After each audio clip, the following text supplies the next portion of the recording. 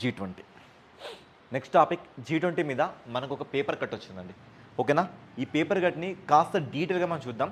ఇక్కడ థింగ్ ఏంటంటే first of all చూడండి, G20 అనేది ప్రపంచ ఆర్థిక వ్యవస్థల సమూహం. ఈ G20లో ఎమర్జింగ్ నేషన్స్ ఉన్నాయి, అడ్వాన్స్డ్ ఎకానమిక్ కంట్రీస్ కూడా ఉన్నాయి మనకి. అసలు ఎందుకు వచ్చింది ఇది? ఎందుకు వచ్చిందంటే వీళ్ళని చూసుకుంటే ప్రపంచ జీడిపిని మనం అబ్జర్వ్ చేస్తే ప్రతి 100 రూపాయలలో 85 రూపాయలు వీళ్ళ దగ్గర నుంచి వస్తాయి. ప్రపంచ పాపులేషన్ని కనుక మనం ఇక్కడ గమనిస్తే 2/3 ఆఫ్ పాపులేషన్ ఇక్కడ ఉంది. అంటే ప్రతి పాపులేషన్ మనం 3 అనుకుంటే 2 దీంట్లో మనకు కనబడతారు. మరి ట్రేడ్ ప్రకారం చూసుకుంటే ప్రపంచంలో సుమారుగా 75% ట్రేడ్ వీళ్ళదే. మరి ఇంత పెద్ద కూటమి చాలా ఇంపార్టెంట్ మనకి ఇది. ఓకేనా? ప్రతి ఎగ్జామ్లో మనకి ఇంపార్టెంట్. అసలు ఇది ఎందుకు వచ్చిందంటే మనకి 2008, 2009 ఈ టైంలో ఏం జరిగిందంటే రిసెషన్ వచ్చింది. రిసెషన్ అంటే ఆర్థిక మాంద్యం వచ్చింది. ఈ ఆర్థిక మాంద్యం సమయంలో ప్రభుత్వాలు కానీ వరల్డ్ బ్యాంక్స్ కానీ ఇవన్నీ కూడా ఒక కూటమిని మనం ఫామ్ చేసుకొని ప్రపంచ ఆర్థిక స్థిరతకు మనం ప్రతి దేశం కూడా మన ప్లాన్స్ని ఒక సంవత్సరం ఎక్స్చేంజ్ చేసుకుందాం. తద్వారా మనం ఏం చేద్దాం అనుకున్నామో ఒక క్లారిటీ విజన్కి వద్దామని ఇక్కడ మాట్లాడుకోవడం జరిగింది. దాని ప్రకారంగా ఇది ఏర్పడింది. సో ఇక్కడ G20 అంటే మీకు 20 దేశాలు ఇక్కడ ఉండవండి. ఓకేనా? ఇక్కడ మీకు ఎన్ని దేశాలు ఉంటాయంటే 21 ఉంటాయి. ఈ 21లో మీకు దేశాలు ఎన్నిసార్లు అంటే ఓన్లీ 19. మరి రెండు వచ్చేసి అవి యూనియన్లు. ఒకటి యూరోపియన్ యూనియన్, రెండవది ఆఫ్రికన్ యూనియన్. ఓకేనా? ఒకటి యూరోపియన్ యూనియన్, రెండోది ఆఫ్రికన్ యూనియన్. ఈ 21లో 19 మాత్రం దేశాలు, 2 మాత్రం యూనియన్లు. మరి ఇదొక ఇన్ఫార్మల్ ఈవెంట్ ఇది. ఓకేనా? Informal organisation. మరి ఇన్ఫార్మల్ ఆర్గనైజేషన్ అంటే అర్థం ఏంటి సార్ అంటే దీనికంటూ ఒక సెపరేట్ హెడ్ క్వార్టర్ ఉండదు, దీనికంటూ ఒక సెపరేట్ లాంగ్వేజ్, ఒక సెపరేట్ భాష ఉండదు. మరి ఎలా సార్ అంటే ఏ సంవత్సరం ఇది ఏ దేశానికైతే షిఫ్ట్ అవుతుందో ఆ దేశమే దీని పూర్తి బాధ్యతలు వహించడం జరుగుతుంది. ఆ దేశమే దీనికి సంబంధించిన పూర్తి లీగల్ ఫ్రేమ్వర్క్ను కూడా డిజైన్ చేయడం జరుగుతుంది. సరే, మనం చూసుకుందాం. ఇక్కడ చూసుకుంటే కొన్ని విషయాలు మనం గమనించాలి. దీన్ని మనం ఏమని పిలుస్తామంటే ట్రయోకా అనే పేరుతో పిలుచుకుంటామండి. ట్రయోకా అనేది జనరల్గా మన ఎగ్జామ్స్లో అడిగే ఒక తీరు ఉంది మనకి. ట్రయోకా అంటే ప్రెజెంట్ ఏ దేశంలో జరుగుతుంది, మరి పాస్ట్లో అంటే లాస్ట్ ఇయర్ ఎక్కడ జరిగింది, మరి ఫ్యూచర్లో ఎక్కడ జరగబోతుంది, దీన్ని మనం ట్రయోకా అంటాం. మరి ప్రెజెంట్ మనం చూసుకుంటే 2026లో ఇది అమెరికాలో జరుగుతుంది. గతంలో చూసుకుంటే ఇది సౌత్ ఆఫ్రికాలో జరిగింది. నేను లాస్ట్ టైం కూడా చెప్పిన, లాస్ట్ టైం కరెంట్ అఫైర్స్లో కూడా సౌత్ ఆఫ్రికా గడ్డ మీద జరిగిన మొట్టమొదటి సమావేశం మీద నేను మాట్లాడినా. ఓకేనా? అంతకుముందు చూసుకుంటే బ్రెజిల్లో జరిగింది, రియో డి జెనిరో. 2023లో చూసుకుంటే ఇది మన ఇండియాలో జరిగింది. ఓకే, చూడండి, మీకు కావాలంటే మీకు వచ్చిన కరోనా వ్యాక్సినేషన్ సెకండ్ డోసేజ్ మీద కూడా ప్రతి దాని మీద దీని లోగో వేయడం జరుగుతుంది. ఆ లోగోలో మీరు చూసుకుంటే మీకు అది ఎలా కనబడుతుంది, కమలంలా కనబడుతుంది. అంటే కమలం అంటే మళ్ళీ మనకి ఆ బీజేపీ గుర్తే కదా. ఓకేనా? సో ఇలా ఈ కమలం గుర్తు ఇచ్చేసి దీని కింద మనకి ఏమిటంటే వసుదైవ కుటుంబం. ఓకేనా? వసుదైవ కుటుంబం అనే ఒక స్లోగన్తో ఇక్కడ ఇవ్వడం జరిగింది. మరి వసుదైవ కుటుంబం అంటే అర్థం ఏంటి సార్ అంటే 1 ఎర్త్ 1 ఫ్యామిలీ. మన ప్రపంచం అంతా ఏదైనా కూడా మనం అందరం ఒకటే అనే ఒక థీమ్తో మనకి ఇది రావడం జరిగింది.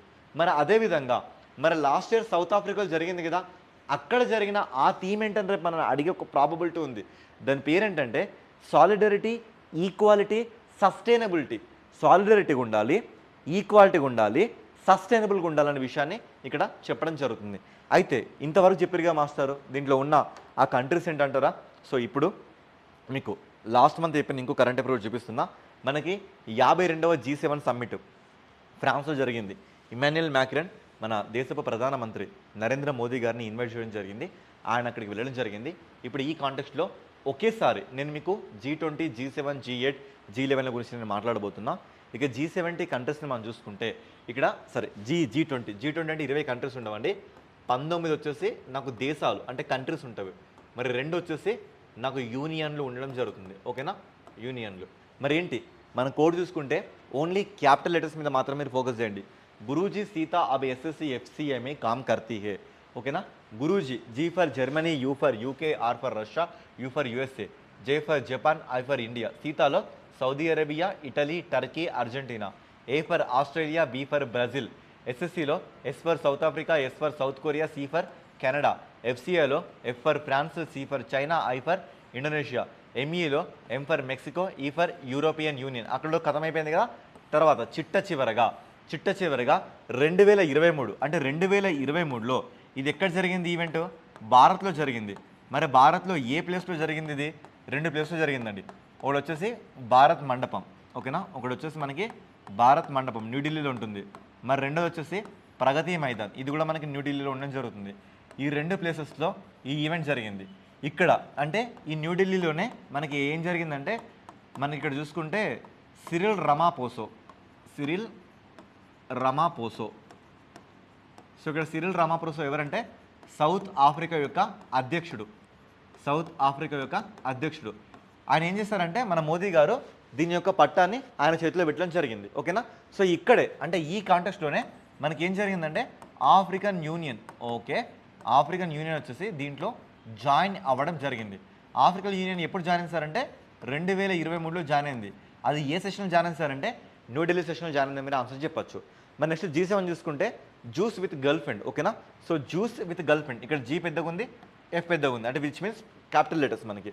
సో J అంటే J for Japan, U for USA, I for Italy, C for Canada, E for England అంటే which means United Kingdom, UK అని మీరు గుర్తుపెట్టుకోండి. మళ్ళీ G for Germany, F for France గుర్తుపెట్టుకోండి. ఈ G7కి మీరు ఎప్పుడైతే రష్యాని యాడ్ చేయడం జరుగుతుందో అప్పుడు మీకు ఏమొస్తుంది? అది G8గా మారడం అని చూడొచ్చు. అయితే సార్ మరి G7 యొక్క స్టోరీ ఏంటంటే చూడండి, ఇక్కడ మనకి 1973, ఓకేనా, 96 నుంచి 1973 వరకు మనకి గ్లోబల్గా ఏం జరిగింది? ఆయిల్ క్రైసిస్ విపరీతంగా వచ్చిందండి. అంటే చమురుకు సంబంధించిన ఒక క్రైసిస్ వచ్చింది, ఓకేనా, ఒక మాంద్యం వచ్చింది. దాని ప్రకారంగా ప్రపంచంలోనే అడ్వాన్స్డ్ ఎకానమీ దేశాలు ఏమనుకున్నాయంటే వీటికంటూ ఒక కామన్ కరెన్సీ తీసుకొచ్చి వీటి రేట్స్ని మనం అడ్జస్ట్ చేద్దాం అనుకున్నారు. అలా అడ్జస్ట్ చేద్దాం అనుకున్న టైంలో ఏం చేస్తారంటే వాళ్ళు ఫస్ట్ మనకి G5 కూటమిగా, తర్వాత G6 కూటమిగా, ఆ తర్వాత G7 కూటమిగా ఇలా మనకి ఇది కథలుగా మారడం జరిగింది, ఓకేనా. సో ఇక్కడ మీరు చూసుకోవచ్చు ఆ కంట్రీస్ ఏంటంటే ఫస్ట్ మనకి USA, France, Italy, Germany, UK, తర్వాత ఇందులో జపాన్ జాయిన్ అవ్వడం జరిగింది, ఆ తర్వాత కెనడా జాయిన్ అవ్వడం జరిగింది. ఇక్కడితో మనకి ఇవి G7 కంట్రీస్గా మన కళ్ళ ముందుకు వచ్చినాయి. ఎప్పుడైతే దీంట్లో 1998లో రష్యా జాయిన్ అయిందో అప్పుడు G8గా మారినాయి. కానీ 2014లో యుక్రెయిన్కి సంబంధించిన కాస్త భాగమైన క్రిమియాను ఈ రష్యా ఇన్వైట్ చేయడం వల్ల మళ్ళీ రష్యాని దీంట్లో నుంచి టర్మినేట్ చేయడం జరిగింది, ఓకేనా. అలా మీరు దీన్ని గుర్తుపెట్టుకోవచ్చు. ఈ దేశాలు దీంట్లో మనకు ఉండడం గమనించవచ్చు. తర్వాత G11 అంటే వెరీ రీసెంట్గా డొనాల్డ్ ట్రంప్ గారు ఈ G8 అంటే విచ్ మీన్స్ G7కి ఇంకొక 4 దేశాలను కలుద్దామని చెప్పారు. అందుకే మన కోడ్ ఏంటంటే Sai have juice with girl friend in Russia. Sai అంటే ఏంటంటే మనకి సౌత్ కొరియా, ఏ అంటే మనకి ఆస్ట్రేలియా, I అంటే మనకి ఇండియా. వీటిని దీనికి జత కూరిస్తే G11గా మారుతాయని నేను ఇక్కడ చెప్పడం జరిగింది, ఓకేనా. నెక్స్ట్ ఇంకొక కట్ వచ్చిందండి.